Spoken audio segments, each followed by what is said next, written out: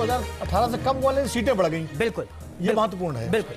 लेकिन जमहूरियत में तो सर सीटें और चेहरे गिने जाते हैं। नहीं, ये तो FPTP सिस्टम है ना, हमारा first pass the post system, इसकी ये दिक्कत है। आप याद करिए, यहीं पे त्रिपुरा में अगर आप देखें तो 0.2% का डिफरेंस था, लेकिन सीटों में दूने का अंतर आ गया। करीब 15 या 16 सीटें CPM की थी, बिल्कुल, और 33 से ज्यादा उनकी थी। 43 और 42 दोनों का वोट प्रतिशत लगभग इतना था। अरे जी, तो ये आप समझ सकते हैं कि FPTP सिस्टम है, तो इसमें यही देखना होता है कि वो वोट परसेंटेज कितना रहा, उससे वो पॉपुलैरिटी डिसाइड होती है, सीटों से नहीं डिसाइड होती। हो सकता है कि आपके वोट परसेंटेज कम हो, सीटें बढ़ जाए, जैसा कि इस केस में हुआ है। नहीं, कई बार क्या होता है, कुछ आप ज्यादा सीटें कम मार्जिन से जीतते हैं और कई सीटें आप ज्यादा मार्जिन से हार जाते हैं, तो वोट परसेंटेज और सीटों का फर्क पड़ जाता है। बिल्कुल। लेकिन अब जीत जो है वो तो सीटों का जो नंबर है वो ओबीसी डिसाइड करती है। और देखिए, मेघालैंड और जिस तरीके से त्रिपुरा और नागालैंड में तो साफ तौर पर जीतती हुई बीजेपी नजर आ रही है, लेकिन कहीं ना कहीं तस्वीर उलझती हुई मेघालय में नजर आ रही है। नहीं, मेघालय में तस्वीर हमें उलझती इसलिए नहीं लग रही है कि NPP और बीजेपी का अलायंस पहले भी था, चुनाव के समय अलग हो गए, चुनाव के बाद फिर उनकी बातचीत शुरू हो गई है।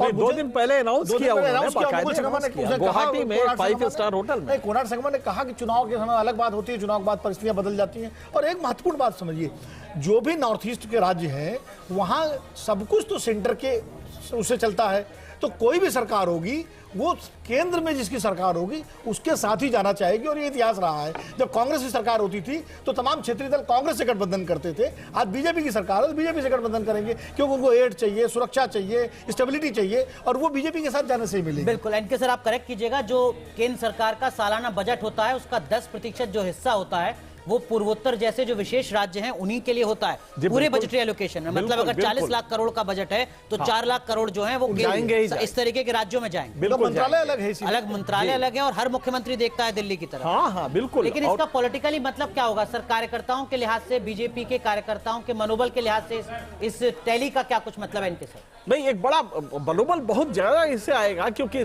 आप नॉर्थ ईस्ट में जहां पे आपने कभी कदम नहीं रखा था, और संघ के तमाम जो वर्क है पिछले 20-25 साल के, उसको लेके आज बीजेपी को अगर आप देखिए तो वहां पे हाँ एक बात जरूर है कि ये हिंदुत्व का एक नया लेबोरेटरी है, जहां पे आपको बहुत ही तेज जो ट्राइबल आइडेंटिटी है उसके बरक्स आपको अपने को खड़ा करना है।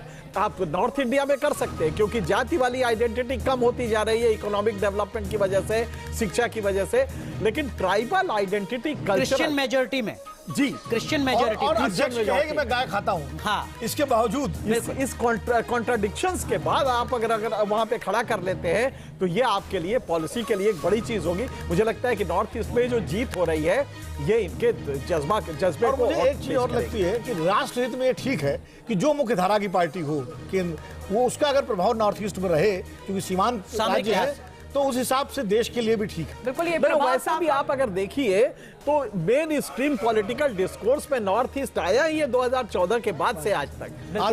आप देखिए इसके पहले कितने चुनाव हुए नॉर्थ ईस्ट में, कभी इस तरह से क्या डिस्कशन चले हैं मीडिया में? अफसोस की बात है, नहीं चल पाए, लेकिन अब चल रहे हैं। तो ये तो बहुत महत्वपूर्ण भी है, क्योंकि बदलाव हो रहा है, अच्छे के लिए हो रहा है, तो ये अपने आप में सिंगल वालों खबर छप जाती थी अखबारों में। आप दोनों हमारे साथ बने रहिए। और